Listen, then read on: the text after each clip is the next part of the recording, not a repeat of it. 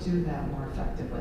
So I just throw that out to all of you because what I saw from today is there's a lot of people in this room who care, who are passionate about what they're doing, about their organizations, about the communities, about the folks they serve. And the company side of the equation, we're passionate about what we're doing and trying to support you, but it really comes down to execution. It comes down to efficiency, execution, partnership, and relationships. When we figure all that out, we're going to be in a much better place. So let me back up. That wasn't my speech, but you know, they write things for me and I go off task. So let me tell you a little bit about what I really wanted to also let you know about today is I think within the city world, or excuse me, within the California world, that city perhaps doesn't have the reputation that I think we should have. And I thank you, Bob, for what you said. I appreciate that because I believe in my heart of hearts that our chairman is, bar none, the gentleman that is going to change the financial services organizations across the world. He is very focused on us and how we do business better. And if you're the largest, you've got a responsibility, right? You have a huge responsibility, and we have a huge responsibility. And many of you had the opportunity to see Chuck at the Green Lining event earlier in the year. And for those of you that had the opportunity, and those of you that have ever heard him speak anywhere, you can feel the passion. You can tell when it's real, right?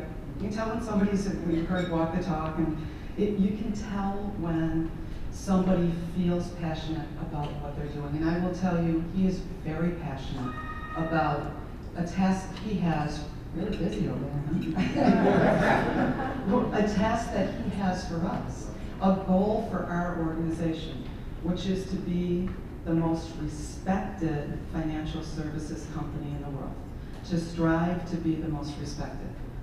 That's not an easy task, and it's not talking about being the biggest, being the most profitable. It's about trying to be the most respected. And the most respected means that you have to earn that respect, right? It doesn't come to you. It doesn't come to you because you're big. It doesn't come to you because you got lots of branches or lots of people. It comes because you earn it.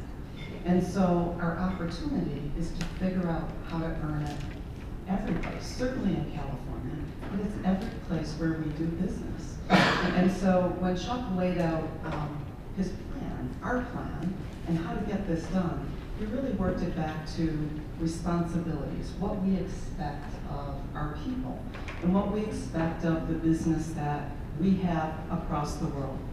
And quite frankly, we have responsibilities for each employee in our business, because that's how it happens. You know, it's one person that does the wrong thing in your organization that creates problems for everyone, right?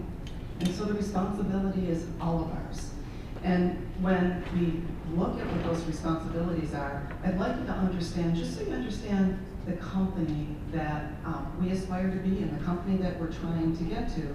So as we partner and we move forward together, you understand how we do business. Those responsibilities basically are on the employee side. You know, first of all, it starts with a client, dealing with our clients with integrity, doing the right thing for the client, and making certain that we provide the right advice and guidance for our clients, not for the bank, doing the right thing for the client. At the end of the day, forms great relationships, we do all of the right things, and we end up, everybody wins, right? It's also on the employee side, the managers in our business. We're all expected to make certain we do the right things for our employees. We want employees to stay with us. We want them to develop and feel good about what they're doing, and we champion the diversity in our organization. You know, I don't know if many of you have dealt with us before. We are an extremely diverse organization. And, you know, Cheryl Evans, who I'll introduce in a few moments, is our community director here on the West Coast. And we were chatting last night about differences in different marketplaces. And I will tell you, here in California, we are the United Nations. But then California is the United Nations, right? So that's what we should look and feel like. And so it's the customer, it's the employee, it's making certain we understand the local cultures that we're working in. And it's making certain that we do the right thing within the communities where we do business. Local culture, do you understand and are you engaged? And it's not just the company, it's the employees. We expect our employees to be engaged in what we're doing. And at the end of the day, one of the most important things from Chuck's perspective, and I think it's a great one, we've been in business for over 200 years. Long-term company, long-term strategy. You stay the course. Don't be focused on short-term gains. Think about the long-term effect of what we're doing. We are this large financial services company, and we affect the economy, and we have a responsibility. So thinking long-term is extremely important. And the last responsibility is something that perhaps sounds cliche, but it's really about honoring the legacy of the company that we are, the people that came before us for 200 years. A lot of people built this company and did a lot of things to make it the company we want it to be, but also to add value to make it the company that we want it to be for others, to be able to hand it off. So I tell you about the responsibilities so you understand the company we are. I hope that you have a much better sense of our corporate philosophy. But let me tell you a little bit about who we are in California. We share a lot of the goals that the BEC shares. I mean, clearly, you can't be in the California market, which, yes, I am a New Yorker, but I've been here since 2001, and I'm not going back. Once you come here, it's hard to leave here. Quite frankly, I believe that this is the growth area for certainly our business, and certainly for many of yours. In California, 6th largest economy in the world. Think about the potential of this marketplace. And I tell you that because I'm tooting the horn all the time to the people in New York. But look, we're the biggest. Think about the opportunity. So when I think about who we are, we've got 400 branches, a little over 400 branches on the West Coast.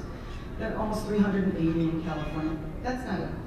It's clearly not enough. And Bob, I know you agree with me on that front.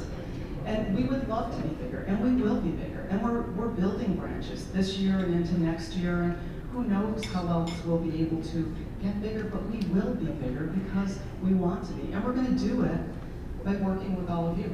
That's our opportunity, is to figure out how we build this business with all of you, how we build the communities and the businesses that we do business with, so it's a win-win for all of us. So when I also look at what we're doing in California, I can tell you about the commitments that we've done, and we did a lot of them, and I can tell you about the results. There's lots of great numbers. Probably you don't want to hear about that, the 10-year, $120 billion commitment that we're already well on our way of getting to where we want to be.